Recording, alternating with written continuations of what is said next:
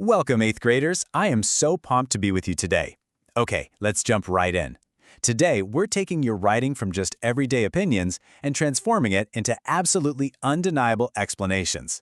Whether you're working on an essay, prepping for a debate, or just, having a deep talk with a friend, what we're going over today is a real game changer for your credibility.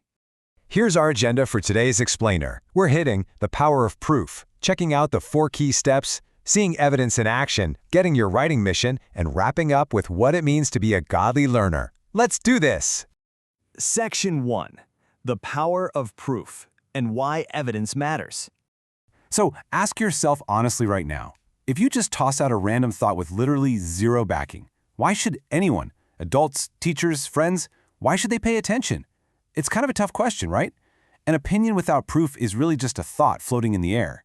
And that brings us to this massive difference between a flimsy opinion and a research-based explanation. Listen, anyone can shout out a flimsy opinion. That's just telling people what you think.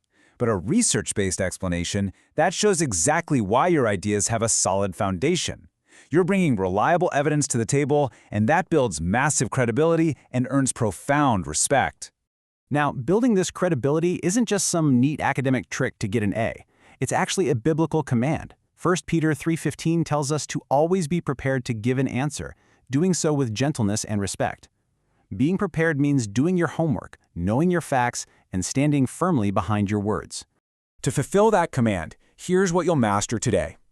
We're going to organize facts logically, pull in evidence from multiple sources, and, this is absolutely crucial, connect that evidence directly to your main idea.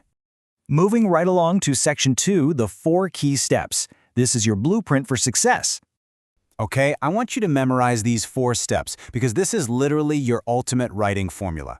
Step 1, start with a topic sentence to introduce your main idea. Step 2, drop in your proof, present that evidence from your sources. Step 3, explain exactly how that evidence supports your point. And Step 4, transition smoothly to the next paragraph. State, prove, explain, transition. That's the whole shebang. All right, Section 3, Evidence in Action. Let's see this blueprint work. We're going to apply this across 3 different subjects. Let's start with science. Say your topic sentence is this: plant-based diets reduce environmental impact. Boom, that's step 1. Now for step 2, you follow up immediately with evidence. Research shows these diets use 50% less water and land than meat-heavy diets, half the resources.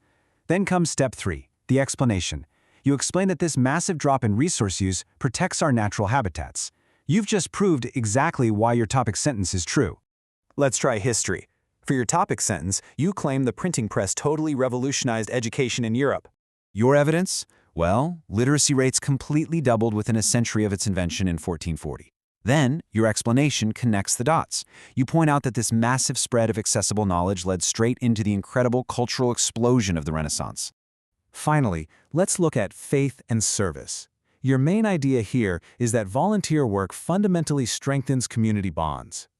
Notice the magic in how you connect the data here. Your evidence shows neighborhoods with high volunteer rates have lower crime rates. Then your explanation brings it all home. Acts of service create trust, shared responsibility, and a much stronger sense of belonging. The evidence perfectly backs up the claim.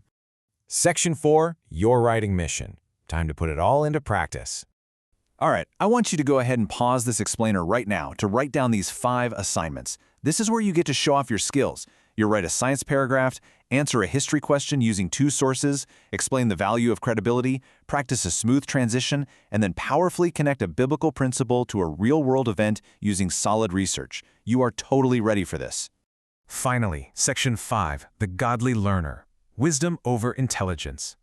Before you tackle that mission, we need to talk about our philosophy here at HeroesMart Academy. We believe in being godly learners.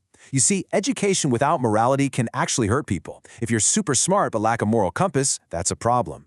A godly learner intertwines biblical morality with education. Your goal isn't just to be a better arguer. Your goal is to use your intelligence to make wise, righteous, and God-honoring choices. The Apostle Paul nails this in Romans chapter 8.